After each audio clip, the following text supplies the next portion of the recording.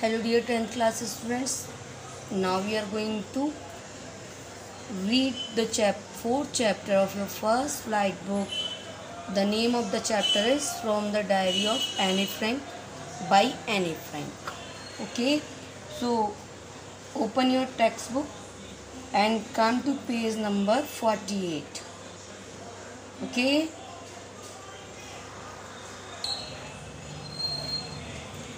So now we are going to start the reading of the text, and I will also explain this text to you in Hindi.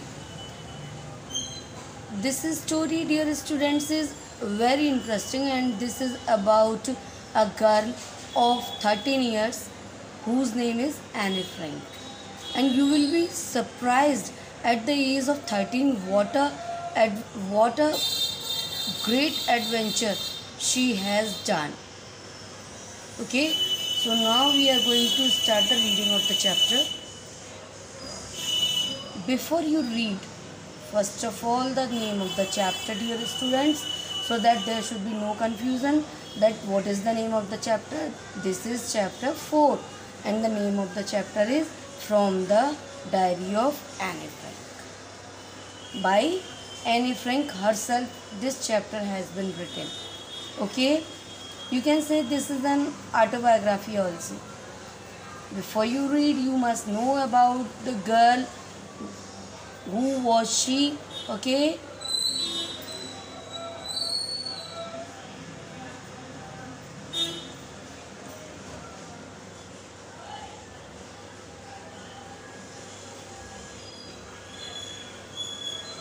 Anneliese Marie Anne Frank, 12 June 1929, February or March 1945 was a German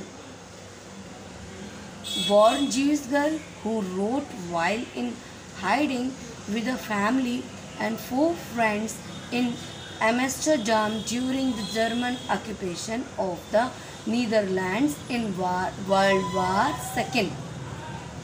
Her family had moved to Amsterdam after the Nazis gained power in Germany, but were trapped when the Nazi occupation extended into the Netherlands. As persecutions against the Jewish population increased, the family went into hiding in July 1942 in hidden rooms in her father Otto Frank's. What is the name of the girl's father? Otto Frank office building. Otto Frank's office building. After 2 years in hiding, the group was betrayed and transported to the concentration camp system where Annie died of typhus in Bergen-Belsen within days of her sister Margaret Frank.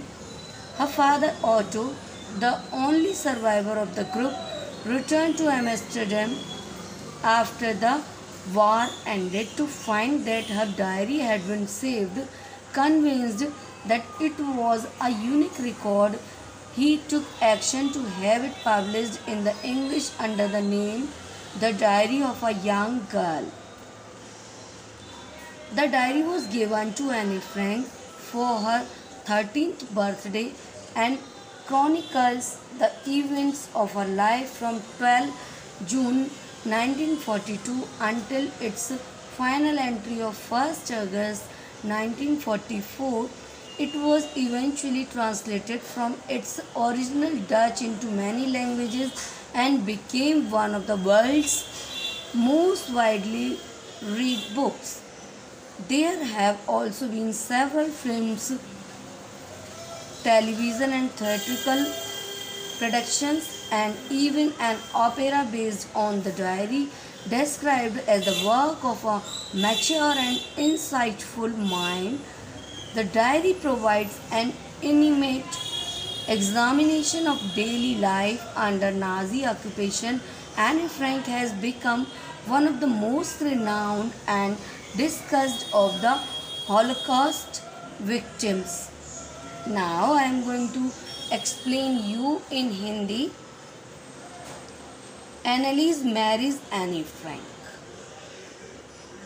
12 June 1929, फरवरी मार्च 1945 एक German लड़की थी ये, और जन्म से ही यहूदी थी, जिसने उस समय लिखा था कि जब वह अपने परिवार और 4 मित्रों के साथ एम्स्टर्डम में छिपी हुई थी, उस समय के दौरान जब दूसरे विश्व युद्ध में जर्मनी ने नीदरलैंड पर अधिकार कर लिया, उसकी फैमिली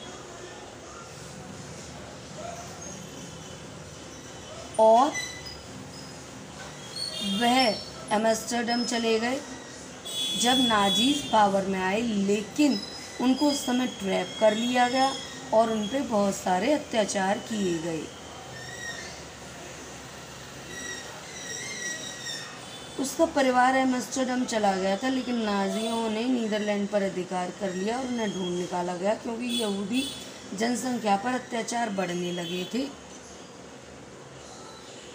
इसलिए इसकी जो फैमिली थी, जुलाई 1942 में उसके पिता, what is the name of her father, auto Frank, की ऑफिस की बिल्डिंग में छुप गए हुए सभी लोग, और लगभग 2 ईयर्स तक छुपे रहे, और बाद में ये ग्रुप को पकड़वा दिया गया और उन्हें कंसंट्रेशन कैंप की व्यवस्था में ले जाया गया, जहां एनी की टाइफाइड से मृत्यु हो गई, वो मर गई। उसके फादर जो अकेले बचे थे, who was the only survivor, उस ग्रुप से अकेले बचे थे, युद्ध के खत्म होने पर एम्स्टर्डम लौट आए और उन्होंने देखा कि एनी की डायरी जो है वो बची हुई है। ये सोचकर, ये ओनली 1 रिकॉर्ड था, उसने इस डायरी ऑफ यंग गर्ल के नाम से इसको इंग्लिश में पब्लिश करा दिया, और ये डायरी एनी फ्रैंक को उसके 13वें जन्मदिन पर दी गई थी, और इसके जीवन की 12 जून 1942 से 1 अगस्त 1944 तक की घटनाओं का लेखा जोखा इसमें था। आखिर में इस मुख्य डायरी को ओरिजिनल मुख्य डच से अनेक भाषाओं में इसका अनुवाद किया गया डियर स्टूडेंट्स, और ये वर्ल्ड की सबसे अधिक पढ़ी जाने वाली बुक बन गई। डायरी पर बेस्ड कुछ फिल्में, कुछ टेलीविज़न, कुछ थिएट्रिकल प्रोडक्शंस भी लाए गए, और बड़े ही नाटकीय और एक ओपेरा भी बन चुका, और एक परिपक्व और अंतर्दृष्टि वाले दिमाग के काम के रूप में वर्णित ये डायरी नाजी सत्ता के रोज़मर्रा के जीवन का गहराई का परीक्षण करके बताती है। एनी फ्रैंक हॉलोकॉस्ट की सबसे अधिक जानी मानी शिकार बन चुकी है। Now students, turn the page.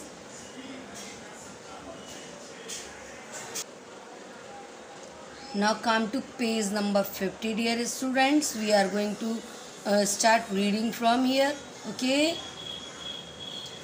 Writing in a diary is a really strange experience for someone like me, not only because I have never written anything before, but also because it seems to me that later on neither I nor anyone else will be interested in the musings of a 13-year-old schoolgirl.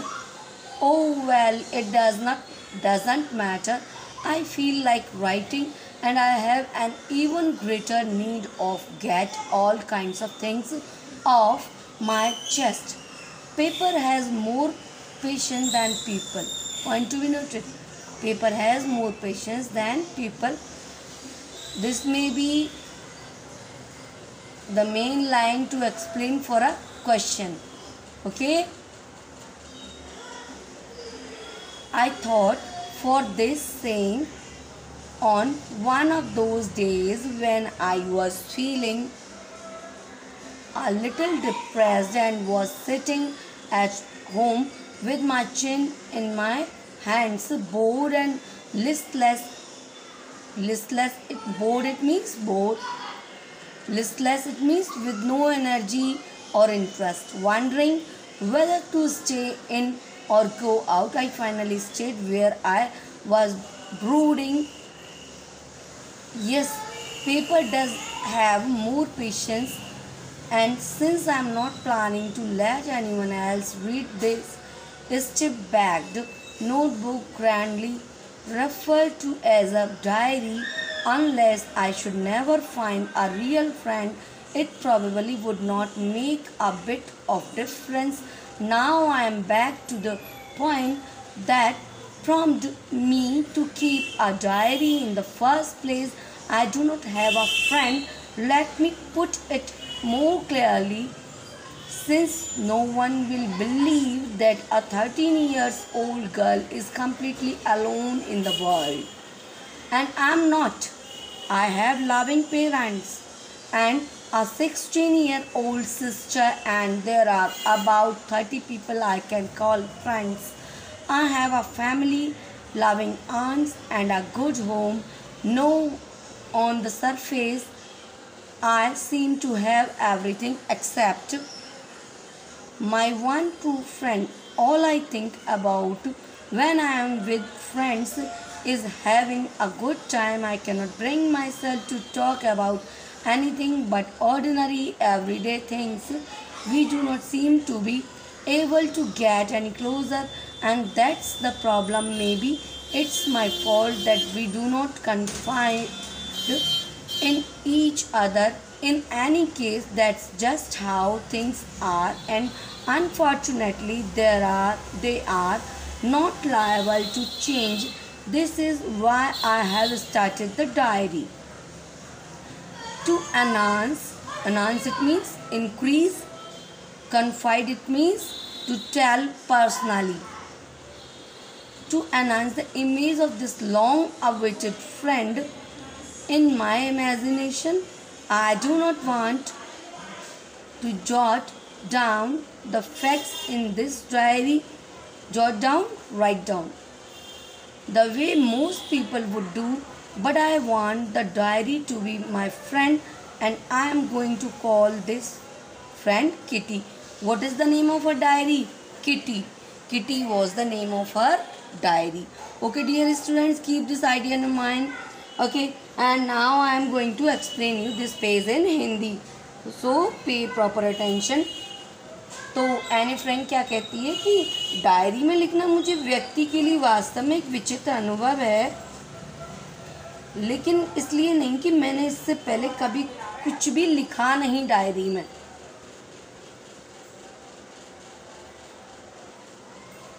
लेकिन मुझे ऐसा लगता है कि बाद में मुझे ना किसी अन्य के लगभग 13 इयर्स की स्कूल की लड़की के विचार में किसी को रुचि होगी जो मेरे जैसी है। ओ लेकिन कोई बात नहीं, मैं तो लिखना है मुझे, तो मैं तो लिखने की इच्छुक हूँ, और मुझे इससे भी अधिक आवश्यकता अपने दिल से सभी चीज़ों को बाहर निकालने की है। उसके बाद एनी ने कहा, कागज़ में लोगों से कहीं अधिक धैर्य होता है।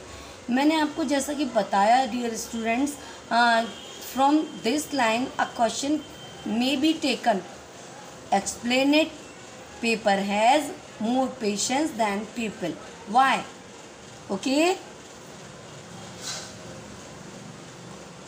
मैंने इस कहावत, ये जो सेइंग है के बारे में उन दिनों सोचा था जब मैं थोड़ी सी उदास फील किया करती थी। एनी फ्रैंक बता रही है डियर स्टूडेंट्स, और उसने ये भी कहा कि मैं घर पर अपनी चिन पर हाथ टिकाए बैठी रहती थी, जैसे कि मुझ में कोई पार ही नहीं है, और थकी हुई सी हैरान बैठी रहती थी कि मुझे घर पर रुकना ही नहीं चाहिए था, मुझे बाहर जाना चाहिए था।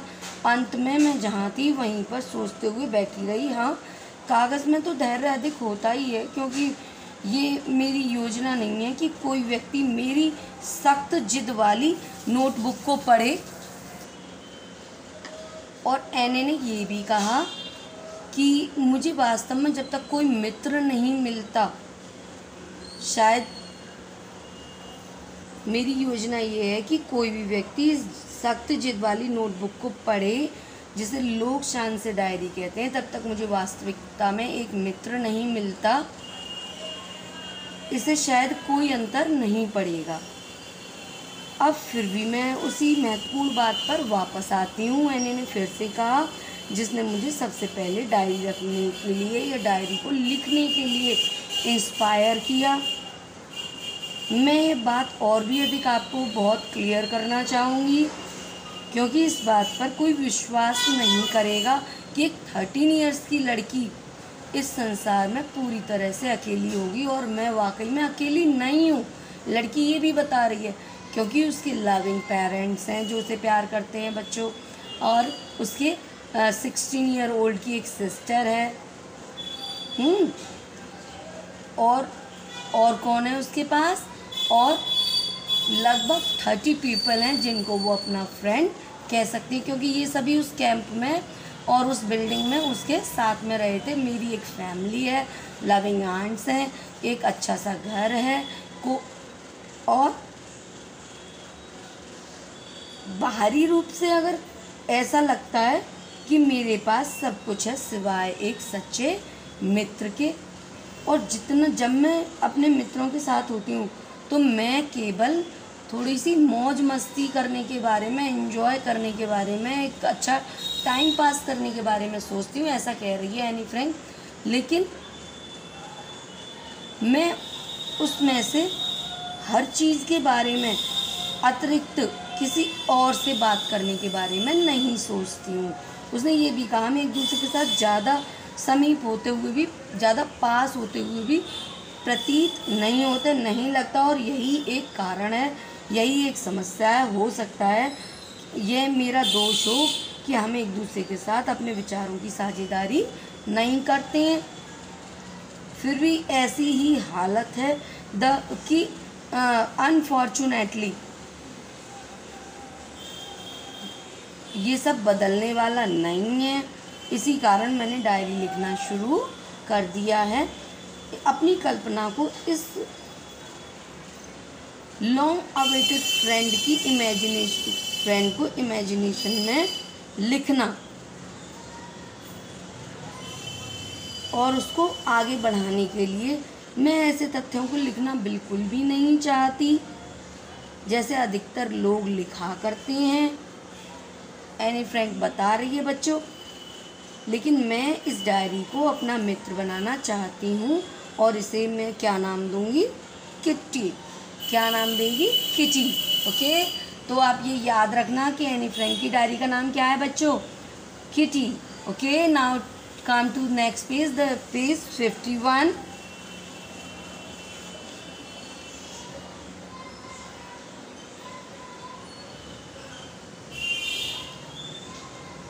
Since no one would understand a word of my stories of Kitty if I were to plan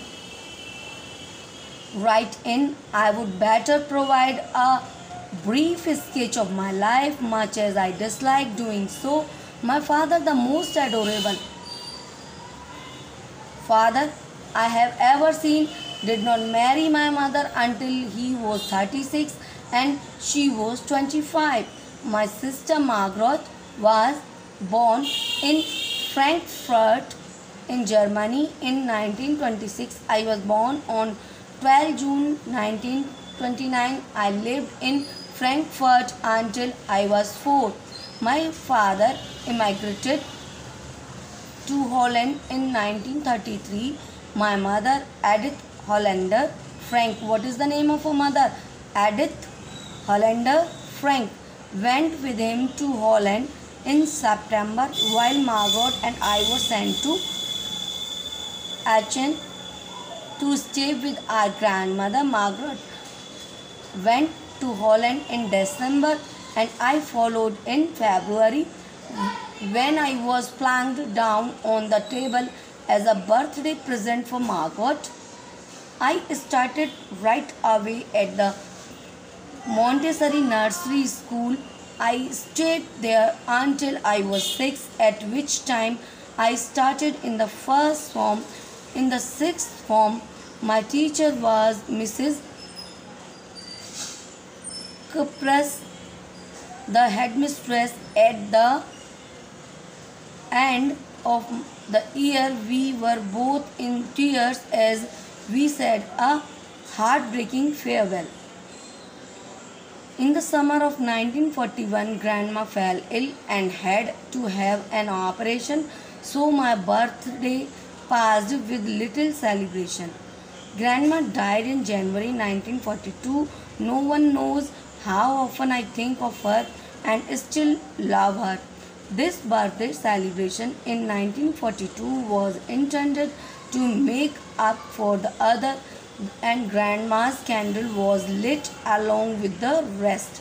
The four of us are still doing well, and that brings me to the present date of 20 June 1942 and the solemn dedication of my diary. Now I am going to explain you this page in Hindi.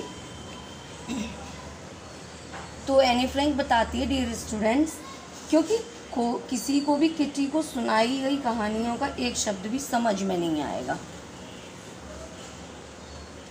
इसलिए मैं ना चाहते हुए भी चाहूँगी कि मैं अपने जीवन को शॉर्ट में डिपिक्ट करूँ।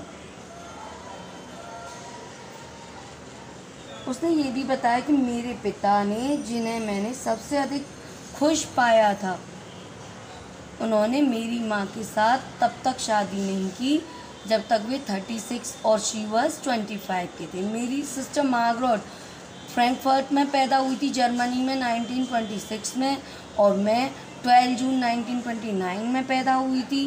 मैं फ्रैंकफर्ट में रही तब तक जब तक मैं 4 इयर्स की हो गई। मेरे फादर हॉलैंड चले गए 1933 में। मेरी मदर एडिथ हॉलैंडर फ्रैंक भी उनके साथ हॉलैंड चली गई सितंबर में। जब मार्गरेट और मैं, हमें एचिन भेज दिया गया रुकने के लिए हमारी ग्रैंडमदर के साथ। मार्गरेट हॉलैंड चली गई दिसंबर में एंड फरवरी में मैं भी चली गई।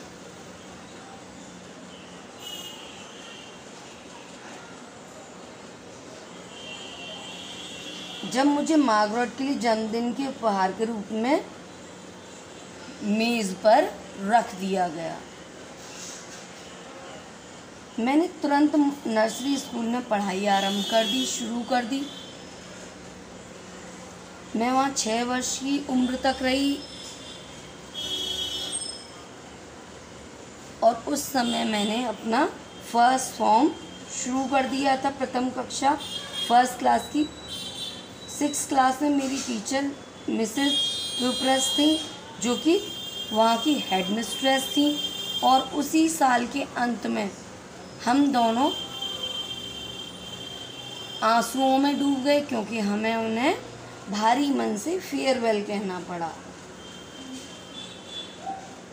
1941 में ग्रैंडमा बीमार हो गई, उनका एक ऑपरेशन हुआ और मेरा जो जन्मदिन है वो एक छोटे से सेलिब्रेशन के साथ मना लिया गया। जनवरी 1942 में ग्रैंडमा मर गई। कोई भी नहीं जानता था कि मैं उनके बारे में क्या सोचती हूँ। मैं उन्हें अभी भी प्यार करती हूँ, और ये जो मेरा बर्थडे सेलिब्रेशन था 1942,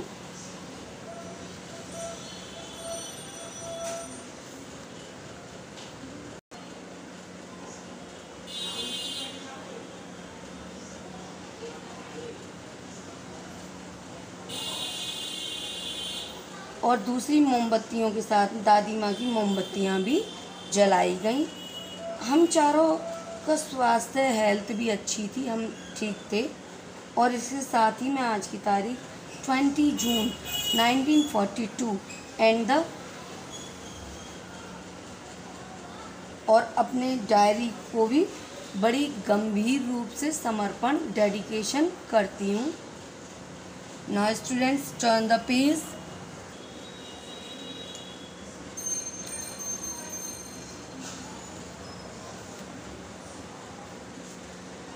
Dearest Kitty, our entire class is packing in its boots. The reason, of course, is the forthcoming meeting in which the teachers decide who will move up to the next form and who will be kept back.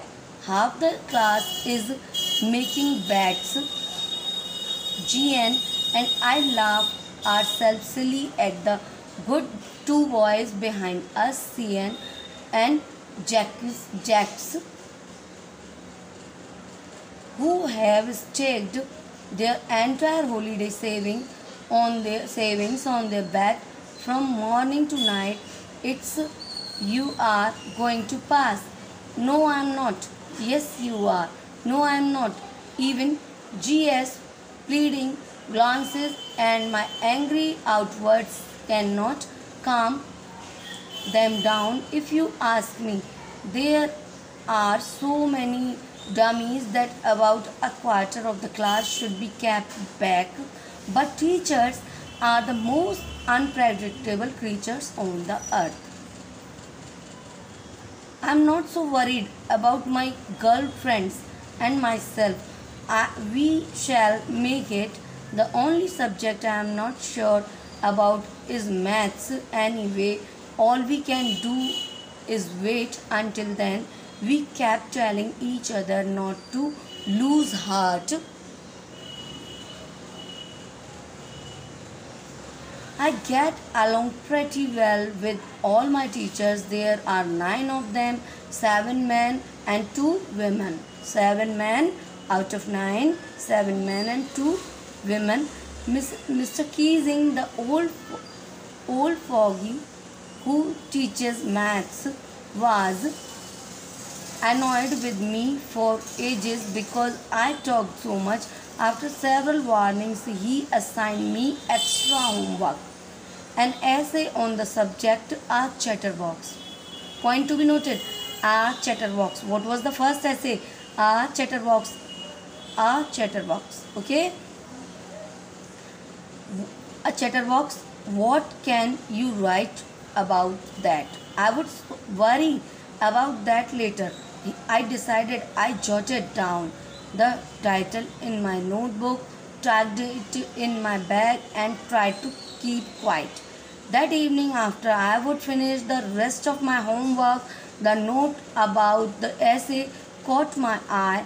I began thinking about the subject while chewing the tip of my fountain pen. Anyone could ramble on the leave big spaces between the words, but the trick was to come up with convincing arguments to prove the necessity of talking. I thought, and suddenly I had an idea. I wrote the 3 pages Mr. Keesing had assigned me and was satisfied. I argued that talking is a student's trait and that I would do my best to keep it under control. Now I am going to explain you this page 52 in Hindi. Dearest Kitty, हमारी पूरी कक्षा कांप रही थी और there is no doubt आने वाली meeting जिसमें टीचर ये डिसाइड करेंगे कि कौन अगली कक्षा में जाएगा और किस में कौन पीछे रखा जाएगा। तो आधी जो क्लास है वो शर्त लगा रही थी, जीएन और मैं। अपने पीछे 2 लड़के सीएन और जैक्स बड़ी मूर्खता से वो हस्ती है जिन्होंने छुट्टियों की पूरी बचत को दाव पर लगाने का जोखिम उठाया था। सुबह से लेकर रात तक यही चलता है, तुम पास हो जाओगे, नहीं, हाँ तुम हो जाओगे, नहीं मैं नहीं। यहाँ तक कि जीएन की नज़रें और मेरा क्रोध भड़कना उन्हें शांत नहीं कर सकता था। अगर तुम मुझसे पूछो, इतना अधिक जो स्टूडेंट्स मूर्ख हैं कि 1/4 कक्षा को पीछे रोक लेना चाहिए, लेकिन जो टीचर हैं अर्थ पर ऐसे प्राणी हैं जिनके बारे में कोई अनुमान नहीं लगाया जा सकता। ऐसा एनी फ्रैंक कह रही है, आप नहीं कहोगे। ओके,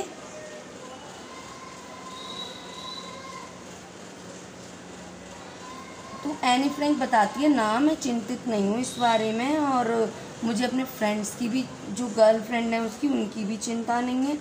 हम तो पास हो जाएंगे, लेकिन केवल एक ही सब्जेक्ट है मैथ्स, उसके बारे में हमें चिंता है, क्योंकि वो बताती है कि केवल हमें उसी का डर है। और सारे टीचर्स तो अच्छे हैं, 9 टीचर्स हैं, उनमें 7 मैन हैं, 2 वीमेन हैं। मिस्टर कीजिंग जो कि बूढ़े हैं, वो हमें मैथ्स पढ़ाते हैं, और वो मुझसे, ऐसा लगता है युगों से मुझसे नाराज़ हैं, क्योंकि मैं बहुत ज़्यादा बातें करती हूँ। उन्होंने कई बार मुझे चेतावनियाँ दी हैं, उन्होंने मुझे एक्स्ट्रा होमवर्क भी दिया है एक ऐसे लिखने के लिए, और उसका टॉपिक क्या है, अ चैटर बॉक्स। तो एक चैटर बॉक्स, मैं इस पर क्या लिखूं, क्या लिख सकती हूँ, मुझे उसकी चिंता हो रही थी, लेकिन मैंने डिसाइडेड किया कि मुझे लिखना है, और फिर मैंने नोटबुक में इस टाइटल पर लिख दिया और उसे अपनी बैग में रख दिया, और फिर से मैं चुप रहने लगी। तब से उस शाम जब मैंने इसको लिखना बंद किया, अपने होमवर्क को,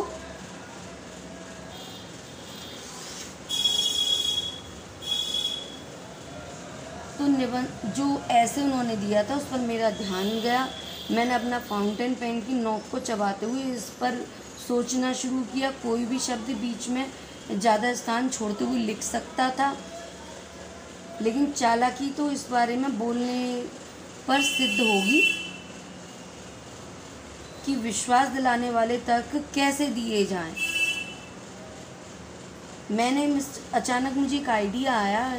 एनी फ्रैंक बता रही है स्टूडेंट्स कि मैंने मिस्टर कीजिंग को अपने असाइनमेंट में लिखा, और मैंने ये कहा कि एक विद्यार्थी का विशेष गुण है कि वो अपने आप को नियंत्रण में रखे, और मैं अपने आप को नियंत्रण में रखूँगी। उसके आगे एनी फ्रैंक बताना शुरू करती हैं, dear students, but that I would never be able to cure myself of the habit since my mother talked as much as I did, if not more, and that there is not much you can do about inherited traits. Mr. Keesing had a good laugh at my argument, but when I proceeded to talk my way through the next lesson, he assigned me a second essay. This time it was supposed to be on an incorrigible chatterbox. I handed it in, and Mr. Keesing had nothing to complain about. 2 girls, 2 whole lessons. However, during the 3rd lesson, he would finally had enough. Annie Frank, as punishment for talking in class, write an essay entitled "Quack, Quack, Quack," said Mistress Chatterbox. The class roared. I had to laugh too, though I would nearly exhausted my ingenuity on the topic of chatterboxes. It was time to come up with something else, something original. My friend Sane, who is good at poetry, offered to help me write the essay from beginning to end in verse, and I jumped for joy. Mr. Keesing was trying to play a joke on me with this ridiculous subject. Ridiculous? हास्यास्पद, अजीब. But I would make sure the joke was on him. I finished my poem, and it was beautiful. It was about a mother duck and a father swan with 3 baby ducklings who were bitten to death by the father because they quacked too much. Luckily, Mr. Keesing took the joke the right way. He read the... Now students, I am going to explain you this page in Hindi.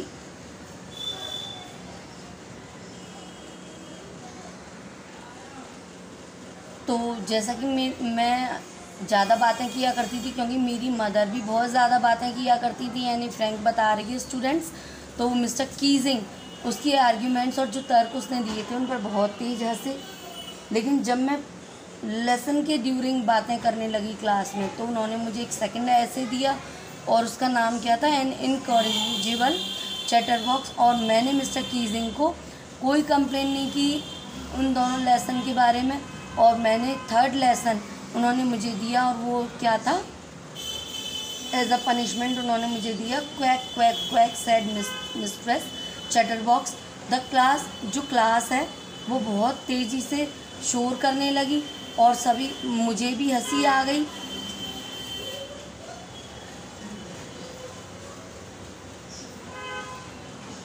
हालांकि जो बात करने वाले topic थे, मेरी निपुणता उन पर ख़त्म हो चुकी थी। मैं उन पर अपना सारा जो वोकेबलरी थी वो खर्च कर चुकी थी।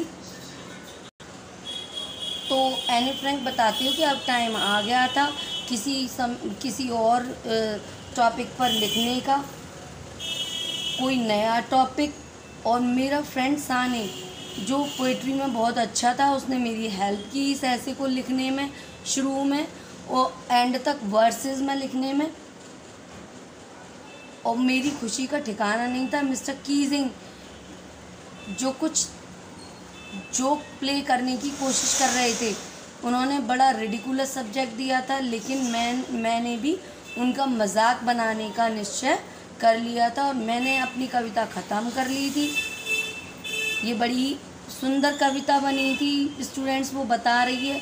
और ये कविता एक मदर डक और एक फादर स्वान के बारे में थी, और उनके 3 बेबी डकलिंग जो कि बाद में बाइटन टू डेथ मारे गए थे अब उनके फादर के द्वारा, क्योंकि वो बहुत ज़्यादा क्वैक की साउंड किया करते थे।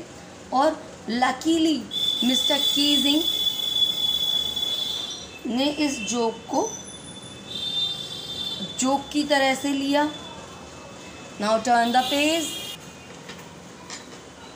Now the last page of this chapter is 54 and students try to be happy because this chapter is going to its end. Poem to the class adding his own comments।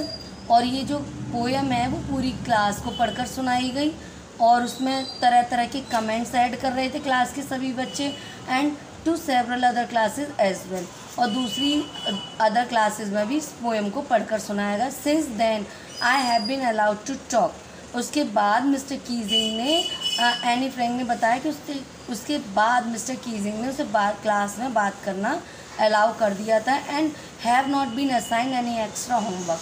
और उसके बाद उन्होंने कभी भी कोई एक्स्ट्रा होमवर्क उसको नहीं दिया। On the contrary mister Keesing always making jokes these days. और उस दिन से अब तक मिस्टर कीजिंग अभी तक क्लास में जोक्स करते हैं, ऐसा एनी फ्रैंक ने बताया। Dear students, yours any.